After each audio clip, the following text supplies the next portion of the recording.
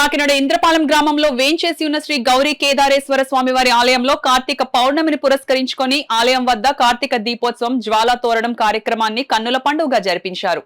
ఆలయ కమిటీ సభ్యులు చొల్లంగి శ్రీనివాస్, ఫణిరాజకుమారి దంపతుల ఆధ్వర్యంలో కార్తీక దీపోత్సవం జ్వాలాతోరణం కార్యక్రమం జరిగింది. ఆలయం వద్ద ప్రత్యేకంగా ఏర్పాటు చేసిన దీపాల స్టాండులలోని దీపాలను పెద్ద సంఖ్యలో తరలివచ్చిన మహిళలు, భక్తులు వెలిగించారు.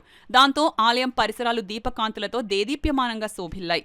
ఆలయ అర్చకులు గణేష్ శర్మ స్వామి అమ్మవార్ల ఉత్సవ విగ్రహాలను పల్లకీలో ఉంచి గ్రామోత్సవాన్ని నిర్వహించారు. స్వామివారి పల్లకీని ఊరేగిస్తుండగా ఆలయ అర్చకులు గణేష్ శర్మ జ్వాలాతోరణం వెలిగించారు.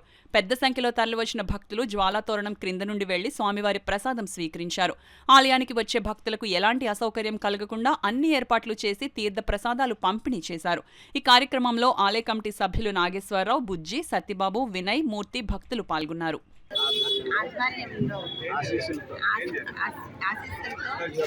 ఈ యొక్క కార్యక్రమాలన్నీ కూడా జరుగుతున్నాయి. ఈ రోజు కార్తీక పౌర్ణమి సందర్భంగా తెల్లవారుజాము నుంచి కూడా అభిషేకాలు భక్తులందరూ కూడా దండోపదండాలుగా వచ్చి స్వామివారిని అభిషేకాలు చేసుకుని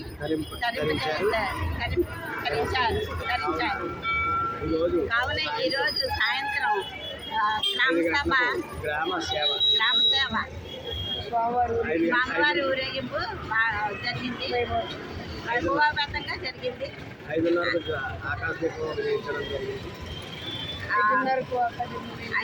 ఆకాశ దీపం కూడా వెలిగించారు. ఇప్పుడు 7:30కి జ్వాలాతోరణం కూడా వెలిగిస్తారు.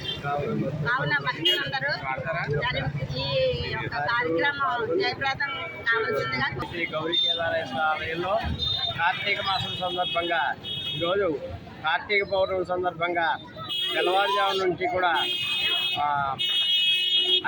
నిత్యాభిషేకాలు, సామూహిక అభిషేకాలు కూడా వైభవపేతంగా జరిగాయి.